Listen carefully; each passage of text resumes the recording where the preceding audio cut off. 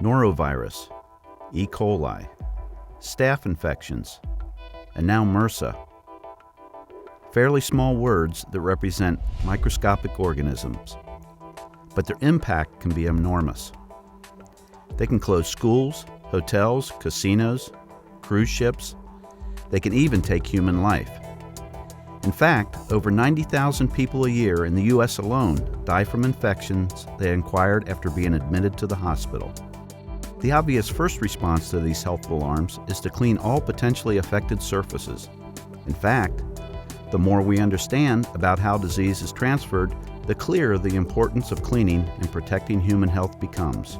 The reality is that cleaning is considered by many healthcare professionals and environmental scientists as our first line of defense against infectious disease. I think people in this industry don't realize that they're really, in a way, in the healthcare industry.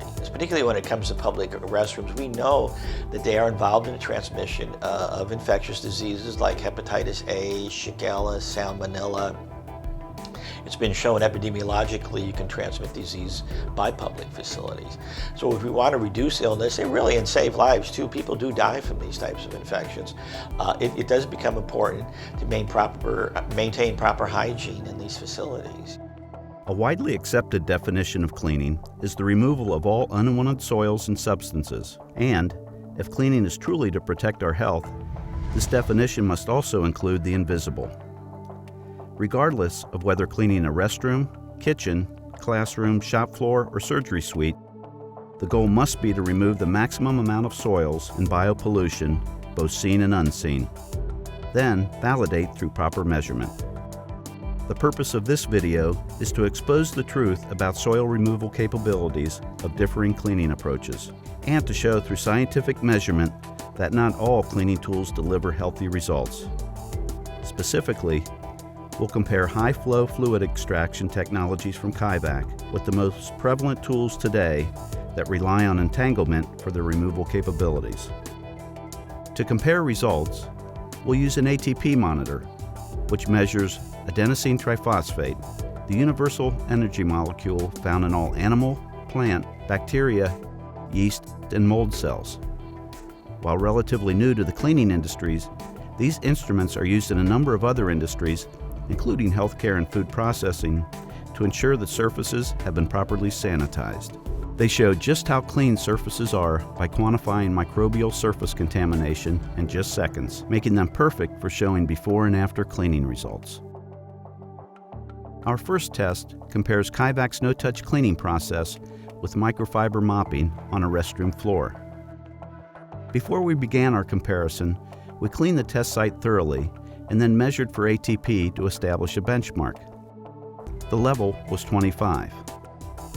Next, we spread juice from a fresh grape, which contains a high amount of ATP, to safely contaminate a section of the test area. This produced a reading of 7,267. To begin the comparison, we cleaned the floor according to commonly taught practices using a new microfiber mop pre-soaked with a hospital-grade disinfectant. A measurement was taken immediately at the area contaminated by the grape. The ATP level dropped to 1,479. We then took a second measurement on a nearby tile that was cleaned during the test. One would expect this reading to be lower than the initial 25 level. However, the ATP actually increased from 25 to 686. That's over 27 times greater than the initial readings. Why such a great increase?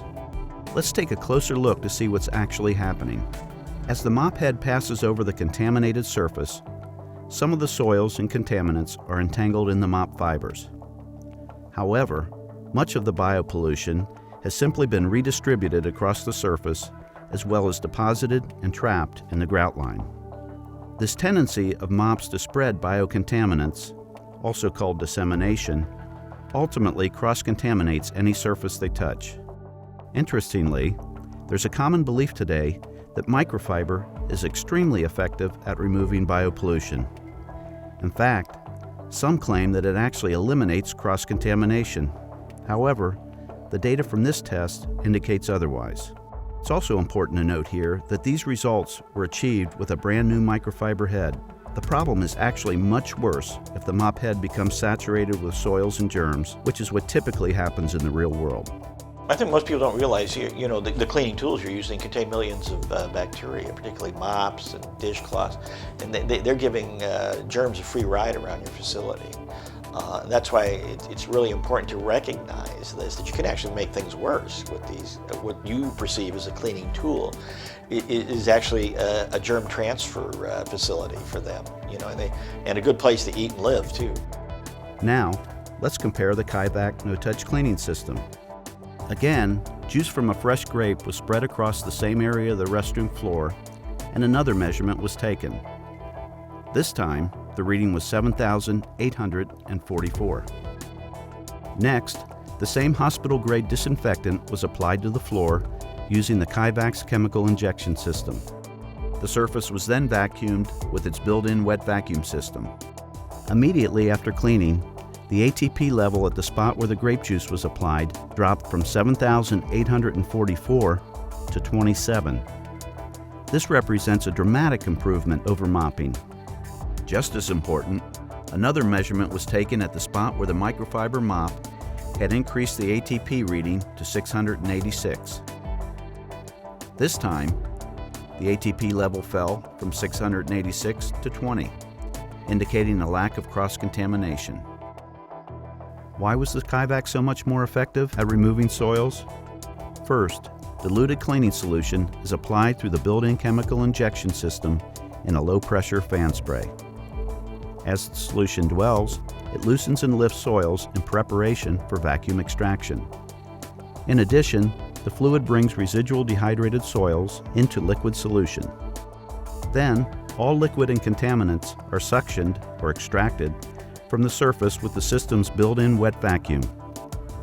This high-flow fluid extraction process creates a liquid current that transports the unwanted matter into a recovery tank where it is contained and quarantined.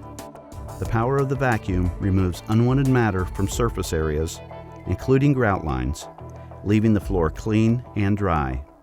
As the ATP readings confirmed, the result is a clean, dry floor with no cross-contamination. Next, we'll compare the cleaning effectiveness of Kaivac's patent-pending flat surface cleaning system, KaiFly, with microfiber rags or towels. We'll conduct a test on a student desktop, which is an often overlooked disease transfer point. In fact, recent research shows that when classroom surfaces, including desktops, are cleaned, illness-related absenteeism is reduced by approximately 50%. To start, we cleaned a desktop thoroughly and then took an ATP reading to establish a benchmark. The level was 7. Then, as before, a grape was spread across one area of the desk surface to simulate biocontamination, which measured 6,907. Next, a hospital-grade disinfectant was applied to the entire surface of the desk, and it was cleaned with a new microfiber rag. A measurement was taken where the grape had been smeared and the ATP level dropped from 6,907 to 768. A second measurement was taken away from the contamination area to test for cross-contamination.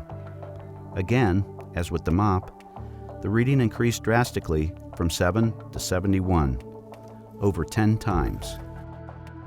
Let's take a look at why this is happening. As the microfiber rag comes across a contaminated area, some of the soils and contaminants become entangled and absorbed in the rag fibers, explaining the reduction in ATP levels in the artificially contaminated area.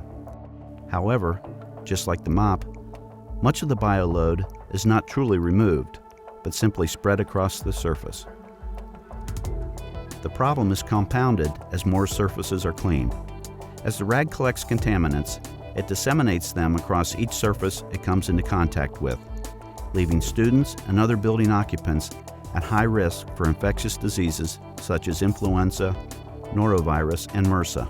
We've actually found in several of our studies that sponges and rags used to clean surfaces end up being microbial compost heaps because bacteria can grow to large numbers of those.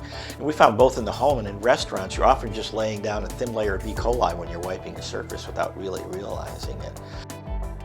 Now, let's compare Kivac's KiFly technology following the same procedure. Again, a fresh grape was spread across one area of the desktop, resulting in an ATP reading of 6,936. The surface was then cleaned with the KiFly. First, a microfiber pad attached to a trowel was pre-soaked with the same hospital-grade disinfectant. The solution was then applied to the entire surface of the desk. Next, the cleaning solution was removed from the desk surface with a squeegee.